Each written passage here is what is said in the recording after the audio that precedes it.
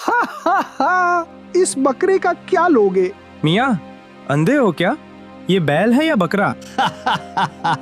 यार ये तो बहुत भोला है। ओ आया, अंधो मंधो का तबीब। मुझे मत मारो। कादिरपुर गांव में एक गरीब शख्स शरीफ रहता था। उसका एक जवान बेटा था जिसका नाम अब्दुल था। एक दिन शरीफ ने अपने बेटे से कहा, बेटा, अब जाके कोई काम करो।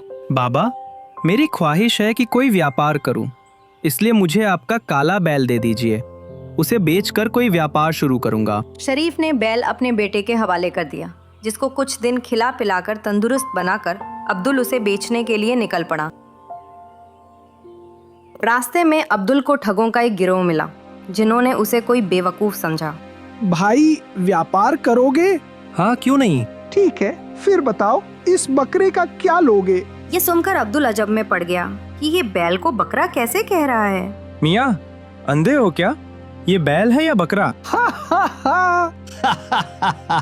यार ये तो बहुत भोला है। अरे यार, किसी ने तुम्हें बकरा देकर बैल के पैसे वसूल कर लूट लिया है। तुम्हें अगर हमारी बात पर यकीन नहीं है तो चलो किसी भले आदमी के पास चलकर फैसला करें। हाँ, ये सही है।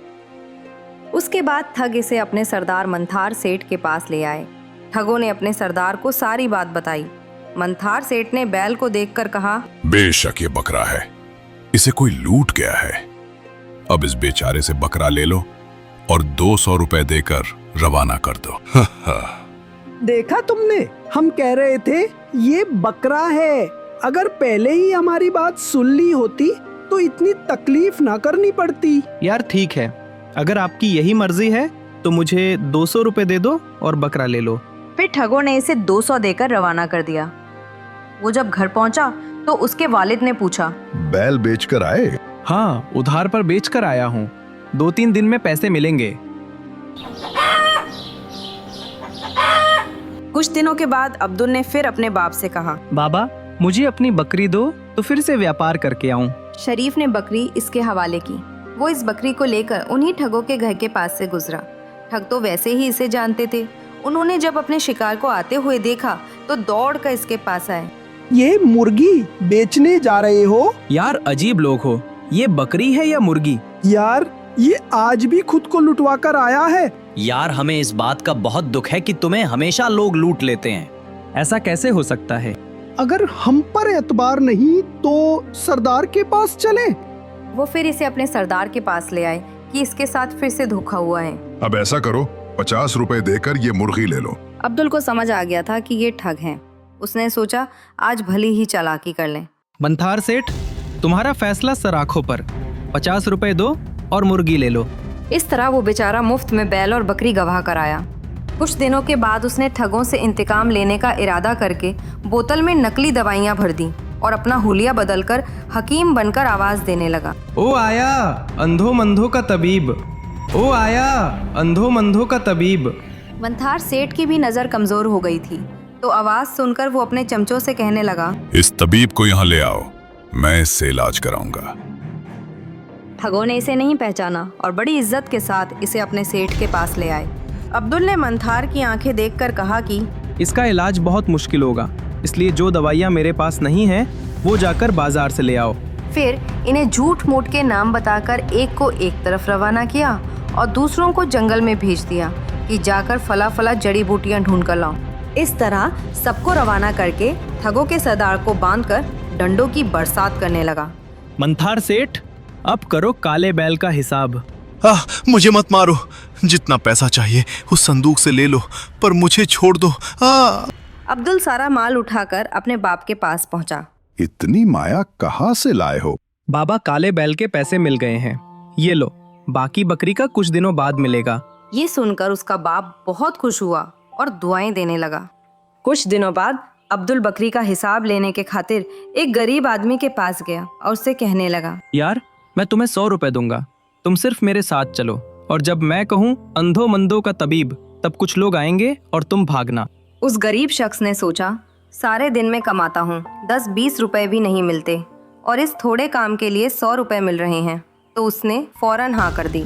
फिर अब्दुल ने उस गरीब शख्स का हुलिया अपने जैसा बना दिया और शीशियों की पेटी उसको देकर ठगों के मोहल्ले में ले आया और जोर जोर से आवाज देने लगा, ओ आया अंधो मंधो का तबीब, ओ आया अंधो मंधो का तबीब।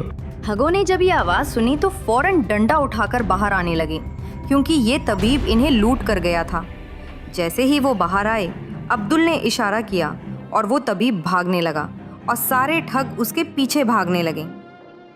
ठग जब चले गए तो अब्दुल ने डंडा उठाया और पहुंच गया ठगों के सरदार के पास और उसे बांधकर उसकी धुलाई करने के बाद कहने लगा, मंथार सेठ, पहले तुमसे काले बैल का हिसाब करके गया था, लेकिन बकरी का हिसाब अभी बाकी है। आहा, तुम्हें जितना माल चाहिए ले जाओ, लेकिन मुझे छोड़ दो।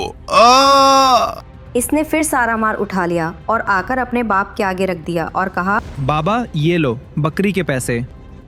उधर ठग जब वापस लौटे तो देखा उनका सरदार फिर से रस्सियों में बंधा हुआ है और उसका मुंह सूजा हुआ है और संदूक भी खाली है। अरे मालिक, आपका ये हाल किसने किया? तुम लोग तो उस तबीब के पीछे गए थे, पर वो पता नहीं कैसे यहाँ आ गया और बकरी के बदले सारा माल ले गया। ठगों को बहुत गुस्सा आया कि हर बार ये हमें घर बैठे लूट कर गया है, अब इसे नहीं छोड़ेंगे। फिर उन्होंने एक मंसूबा बनाया और एक दिन अब्दुल के गांव आ पहुंचे। पूछताछ करके उनके दरवाजे पर दस्तक दी। अब्दुल बाहर आ गया। ठगों ने कहा, तुम हमें 2 बार लूट कर गए हो, अब हम तुम्हें छोड़ेंगे नहीं। ठीक है, तुम लोगों की मर्जी, लेकिन अभी तुम लोग थक गए होगे, इसलिए आज रात आराम करो। सुबह होते ही मुझे जो सजा देनी हो दे देना, मुझे हर बात कबूल है आपकी। अब्दुल ने इन्हें ये दिलासा देकर एक ऐसी जगह में ठहराया जहाँ मधुमक्खी का छत्ता था।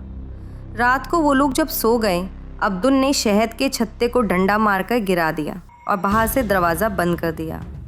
शहद की मक्खियों ने उन पर हमला कर दिया। फिर तो वो थे और शहद की मक्खियाँ थीं, और इस तरह उन ठगों को उनकी ठगी की सज़ा मिली। जीरो टून्स पेश करता है आपके लिए दिलचस्प और मनोरंजक एनिमेटेड कहानियाँ, जहां हंसी मजाक के साथ होते हैं जिंदगी के सुनहरे सबक। चैनल को जरूर सब्सक्राइब कीजिए ताकि हर नई कहानी सबसे पहले आप तक पहुंचे।